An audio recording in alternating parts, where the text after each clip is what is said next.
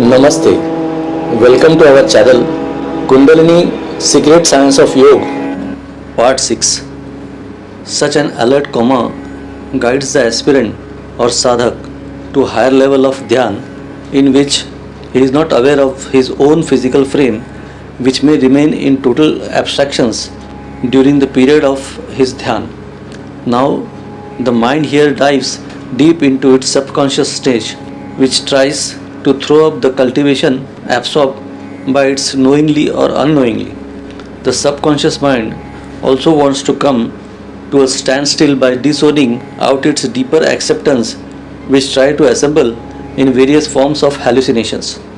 Akin to the tone of one's cultivations, the limits of hallucinations ends and the realm of superconsciousness begins, in which the sadhak can perceive deeper impression of the universal stage of evolution experienced by the jivatma or spirit, along with its physical frame, accepted through the hoary past of evolution. The whole evolution dances before him like a trailer of chronological sequences, right from an electron to encyclopedia of life evolved. Now, at this stage, the sadhak has already crossed the stage or deeper dhyan and has now staged into a more deeper stage of super consciousness, linking itself with all possible stages of evolution, right from energy to gross experiences. Such a contact with universal consciousness is called as samadhi, in which there is no sense of physical existence.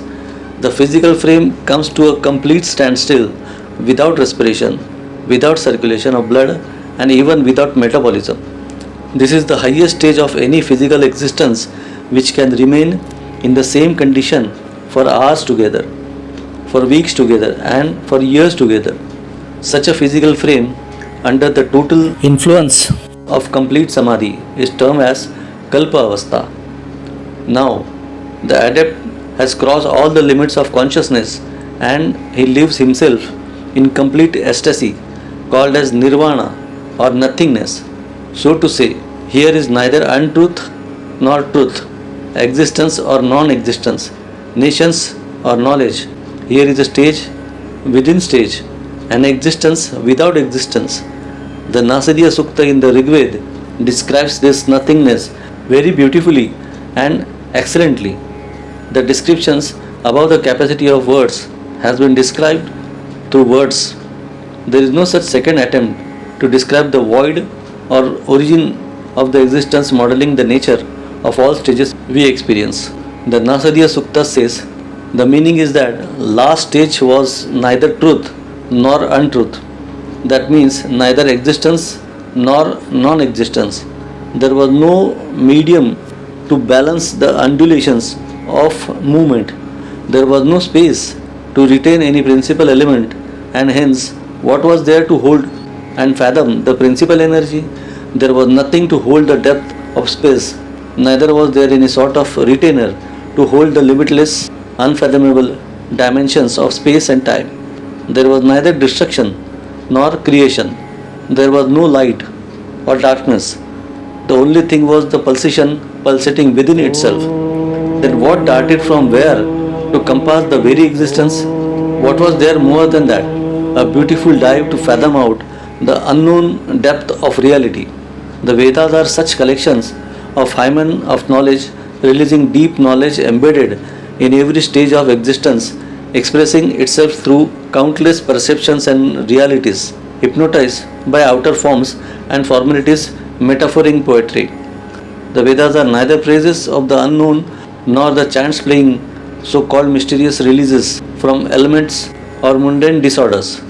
The range of the Vedas strides from pulsating principal elements varying into numerous existence acting and reacting upon one another. All the modern sciences owe their parentage to corresponding symbolic aphorism in the Vedas dealing with mathematical riddles, chemical and physical problems, engineering adventures, geological and astronomical truths, medicinal wonders, space fantasies, time dimensions, realities regards birth and death phenomena and such other numerable sciences evolving human life to perfection. Sensual perception and clear experiences. Our ears have capacity to hear vibration from 20 to 20,000 beats per second. Our eardrums cannot experience sound vibrations below 20 and above 20,000 cycles. Hence, the ability of our eardrums can be increased with the help of yogic practices which enable and adopts to hear sound vibration below 20 and above 20,000 per second. Thus, a yogi can see sounds and also touch the same with the help of his eyes and skin. The eardrum, along with the faculty of touching and seeing, can play such so-called miracle. A bat flutters in the sky with its undeveloped wings but can skillfully avoid possible dash with any object covered with darkness. It does this because of its ultrasonic skill of noise. It creates some curious sound through its mouth which is reflected from the object in front. That reflected sound returns to the bat with supersonical strength, allowing the bat to feel the touch of the object at a distance. The reflected noise gives distance touch to the bat far away from the object. A yogi can also touch distant objects by increasing the capacity of his senses. The release of light through the patches on the scenery creates vibrations of sound which has motivated the techniques of talkies. This is the reason why a yogi can hear the lights of stars, the sun and the moon. Such great attainment is termed as Anahat Nath Siddhi. Such sounds are always there to experience if the yogi desire to do so. Of course, a yogi also has its own limitations. He cannot perceive experiences which have no existence in the cosmical flux. He is also governed by the law of nature. His games are astounding to others who are not aware of the interchangeable faculties of nature. This is origin and science of clear perceptions achieved through sensual perfection. A yogi concentrates all his energy on that part of his senses to bring home all such superpowers unfathomable to others. The purpose of this YouTube channel is to spread the age-old ancient Vedic knowledge of Bharat. Subscribe and share the video if you liked it. Thanks.